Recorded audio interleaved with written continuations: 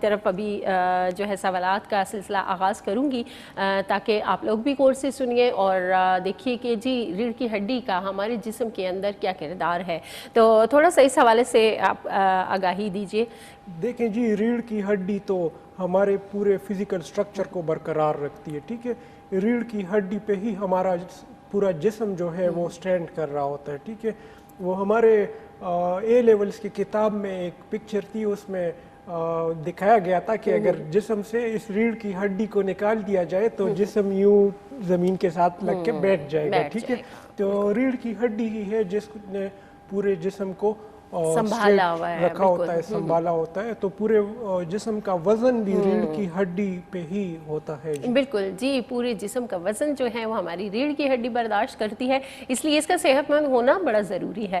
تو ڈاکٹر صاحب یہ بتائیے کہ ڈی جنریٹو ڈسک ڈیزیزز جو ہیں یہ ہماری زندگی کو کس طرح متاثر کر سکتی ہیں؟ دیکھیں جی، ڈسک یا سپائن کی بیماریاں تو کافی ساری ہیں، لیکن جو ڈی جنریٹو ڈسک ڈیزیز کی آپ بات کر رہی ہیں یہ بڑی خطرناک بیماری ہے. ٹھیک ہے، ایک تو یہ عمر کے ساتھ بھی ہوتی رہتی ہے. ٹھیک ہے، اگر عمر آپ کی زیادہ ہو گئی ہے، 70 ایئرز آپ نے ایج کراس کر لی ہے، تو عمر کا بھی تقاضا ہوتا ہے، ویئر اینڈ ٹیئر ہوتی رہتی ہے. ڈسک جو ہے یہ ڈی جنریشن کی طرف جا رہے ہوتے ہیں. ٹھیک ہے، عمر کے ساتھ جو ڈی جنریشن ہوتی ہے اس کے ساتھ زندگی گزاری جا سکتی ہے. ٹھیک ہے، لیکن ڈی جنریٹو ڈسک ڈیزیز اگر بیماری کی شکل میں یہ کسی پہ لاحق ہو جائے تو یہ انسان کی زندگی مفلوج کر سکتی ہے، کیونکہ یہ جو ڈسک ہمارے ورٹیبراز میں لگے ہوئے ہیں، ٹھیک ہے، یہ ڈی جنریشن کی طرف جا رہے ہوتے ہیں، یہ خشک ہوتے جا رہے ہوتے ہیں، سکڑتے جا رہے ہوتے ہیں. ٹھیک ہے، اس کے نتیجے میں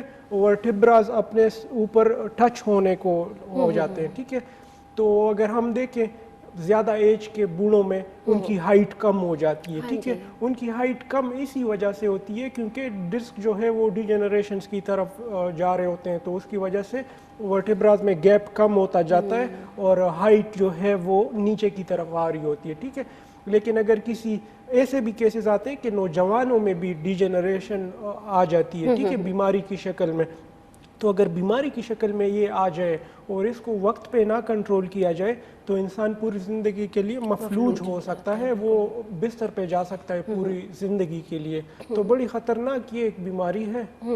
بالکل جی، ڈاکٹر صاحب نے آپ کو بتایا کہ ڈسک اکثر ایسا ہوتا ہے کہ ڈسک سلپ ہو جاتی ہیں، یا پھر ہم اس کی وجوہات بھی پوچھیں گے، کافی ساری وجوہات ہوتی ہیں.